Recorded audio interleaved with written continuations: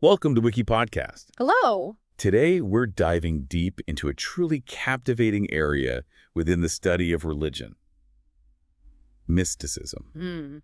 Specifically, we're exploring those, well, often extraordinary claims of direct communication with the divine. Yeah, it's a fascinating topic. Our sources give us a great overview looking at the history, the different forms it takes across faiths, and how scholars even try to approach it. Right, so we'll be digging into definitions, different types of mystical experiences, and how these claims have been understood, across time and cultures. Exactly. And for you, the learner, who's keen on getting knowledge quickly but thoroughly, we really want to unpack this in a way that's, well, informative but also engaging.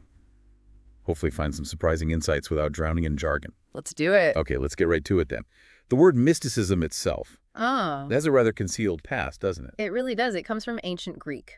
Mouche meant to close or to conceal, which gives us mystikos, and that originally meant an initiate, someone involved in the old mystery religions. Okay, so like secret rites. Sort of. And then in early and medieval Christianity, the meaning shifted. It was more about biblical interpretations, liturgical stuff like the Eucharist, and this sort of quiet, contemplative knowledge of God. So not necessarily these dramatic, visionary experiences we might think of first. Not primarily, no. That came later. The definition sort of expanded. It was really in the early modern era that it started covering a whole range of beliefs tied to extraordinary experiences and states of mind. And now, how's it mostly used? Well, in modern times, it often gets narrowed down again, focusing on that idea of union with the absolute, the infinite, or God. Right, that's a popular image, isn't it? Worried. But you're saying the focus on union is maybe newer. Relatively speaking, yes.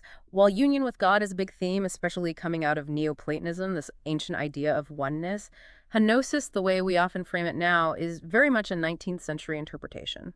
Well, think Romanticism, William James. They really push this idea of it being a fundamental religious experience that gives you certainty about something beyond our normal reality. So when someone today says they felt one with everything, that specific way of talking about it has these more modern roots. Kind of, yeah. And some scholars, like McGinn, even argue that maybe presence or consciousness of the divine are better words than union or even experience sometimes. Why's that?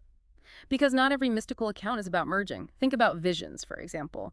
They don't always involve that sense of oneness.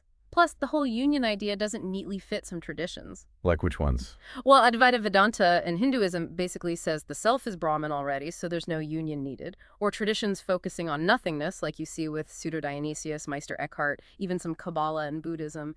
Union isn't the goal there. It sounds like the definition itself is pretty contested among scholars. Oh, definitely. Someone called it problematic but indispensable. It's a catch-all term for lots of different practices. And there are different schools of thought on the experiences themselves. Big debate there, too. You had the perennialists who thought there was some universal core experience underneath it all. Like everyone's climbing the same mountain, just different paths. Kind of, yeah. But then you have the constructionists who say, hold on, the culture, the language, the beliefs you bring to the experience heavily shape what it even is. And where do scholars mostly land now? The contextualist view is much more favored now. It acknowledges the experience but stresses how vital the context is for understanding and interpreting it. Okay, so context is key. What about things like religious ecstasy? Does that automatically equal divine communication in these frameworks? Ecstasy and altered states are often linked to mysticism, sure, but it's the explanatory context, the religion's texts, its practices, its whole belief system that gives that ecstatic feeling meaning. So the feeling happens, but the tradition provides the label. Like, this is God speaking.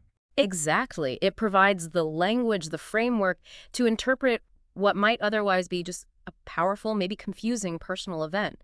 Of course, people can have spontaneous experiences outside any tradition, too. Right. And our sources also talk about intuitive insight, enlightenment. Yeah, that's another big part of it. Mystical experience often involves this feeling of suddenly understanding something deep about existence. Maybe getting an answer to a profound question. Like a flash of insight. Kind of. Evelyn Underhill called it illumination. You see similar ideas in Asian traditions, Bodhi, Kenshu, Satori. They all point to this intuitive way of knowing, almost like a light bulb turning on. So it's cognitive as well as emotional. Definitely. And crucially, many sources emphasize that mysticism isn't just about these peak moments. It's often seen as a whole path, a process of spiritual life and personal transformation. Changing the person long term. Yes. In Christian mysticism, for example, genuine personal transformation is often seen as a key sign that an experience was authentic. It's about lasting change, not just a fleeting feeling. And that's something important for you, the learner, to think about how these experiences often fuel significant personal growth. The history of the word itself is really telling how much it's shifted. Oh, absolutely. Back in the Hellenistic world, mystical just meant secret rituals, like the Eleusinian mysteries. Didn't necessarily mean talking to gods or anything transcendental. And early Christianity. We mentioned the three strands: biblical allegory, the liturgy, and this contemplative knowing of God. The word theoria, contemplation, was often used for what we might call mystical interpretation then. Then came the Middle Ages. Right, you see the term unio mystica, mystical union, starting to appear more explicitly, often linked to ideas of spiritual marriage, and you get the huge influence of Pseudo-Dionysius and his apophatic theology, understanding God by what he is not. Fascinating. What about the Renaissance and later? In the Renaissance, you had thinkers like Bergson talking about mystical theology as more of an emotional, affective knowledge of God, something even the unlearned could access. Then, the early modern period is where mysticism really becomes its own distinct category, often contrasted with the rise of science. It got linked more strongly with the purely religious realm, the extraordinary. And that led to the modern focus on union. Largely, yeah. Influenced by perennialism, the term narrowed, focusing on that union idea, and started being applied much more broadly to non-Christian traditions, too. So the words had quite a journey itself. It's not static at all. Which brings us nicely to the sheer variety of mystical practices where people do claim direct divine communication. Shamanism, for instance. Right. Shamanism, as described in our sources, often involves entering ecstatic states to travel to or interact with the spirit world, maybe channel energies or messages from spirits.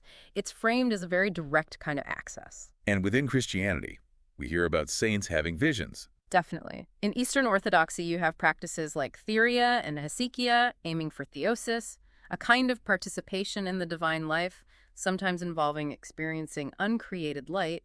Saint Simeon, the new theologian, for example, claimed his direct experiences gave him authority. And in the West. Figures like Hildegard of Bingen are classic examples for incredibly detailed visions, which she explicitly described as communications from God, shaped her theology, music, everything. What about Jewish mysticism, Kabbalah? Kabbalah is deeply focused on esoteric teachings, trying to understand the relationship between the infinite, Ein Sof, and our finite world.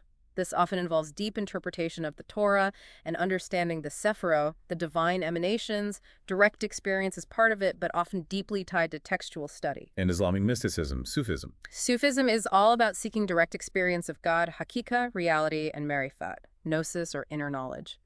Practices like dhikr, remembrance of God, sama, listening to music, sometimes dance, and muraqabah, meditation are paths towards this. And sometimes leads to ecstatic states. Yes, sometimes leading to utterances that have been interpreted as divine connection, like the famous case of Mansur al-Hallaj. Though how these are understood within the tradition can be complex and debated. And then there's the vast landscape of Eastern traditions. Right. Hinduism, Buddhism, Taoism, Sikhism, they offer so many different paths aiming for liberation, like moksha or nirvana or union with the ultimate. Practices like yoga and various forms of meditation are key. And claims of insight there. Often claims of profound insight, altered states that are seen as connecting with ultimate reality or achieving enlightenment. Sikhism, for instance, talks about seeing God with the inward eye and direct communion between the individual and the infinite consciousness through Simran, remembrance. An incredible spectrum. How do scholars even begin to study these experiences scientifically or academically? Well, they use different frameworks. Walter Stace made a distinction between extrovertive mysticism, seeing unity in the world around you, and introvertive mysticism, an awareness of pure unity, devoid of sensory input, like an empty consciousness. And as we mentioned, there's been a big shift away from just focusing on the experience itself, the perennialist idea, towards looking at the context, the contextualist or empirical approach. So how does that work? Attribution theory is one example. It looks at these as non-ordinary states of consciousness that get interpreted through a religious lens. The experience happens, then the person's beliefs shape how they understand and label it. And neuroscience, is that involved? Increasingly, yes. Researchers are trying to see what's happening in the brain during meditation or states reported as mystical. Areas like the temporal lobe and anterior insula have been studied, trying to find correlations. So it's approached from psychological, sociological, historical, and now neurological angles. Wow. So putting this all together, for you, the learner, trying to get a handle on this complex topic, Yeah. what's the takeaway? I think the main thing is the sheer diversity, right? Mysticism, especially claims of talking to God, isn't one single thing. It's deeply woven into human history, our search for meaning. And it really highlights this dynamic between intensely personal experience and the cultural religious context that shapes how it's understood. Exactly. And maybe the most fascinating part, the thing that really makes you think, is just how varied these descriptions are across cultures and time. Yet there's this persistent human impulse. This desire to connect with something beyond the everyday. Precisely. It seems to be a profound aspect of the human condition, this seeking and claiming of contact with the divine, however it's conceived. And these claims, these experiences, have often been incredibly powerful forces in shaping religions themselves. So today's deep dive into mystics and visions, these claims of talking to God, Mhm. it really shows this rich, complex tapestry. Mm. From ancient mysteries to modern spirituality, that desire for a direct personal connection seems constant, even if the forms change. And the sources really hammer home that you can't understand the claims without looking at the whole picture, the Mm. person, the experience, and the world they live in, the beliefs they hold. Which leaves us with a big question, really. For you, listening. In our world, which is increasingly understood through science, how do we make sense of these deeply personal, often indescribable experiences? What stands out to you as the most compelling or maybe the most surprising part of all this? It definitely gives you something to mull over. Thanks for listening. Write us in the comments your opinion on the episode and what other topics you would like us to talk about. Subscribe to the channel to help us reach more listeners.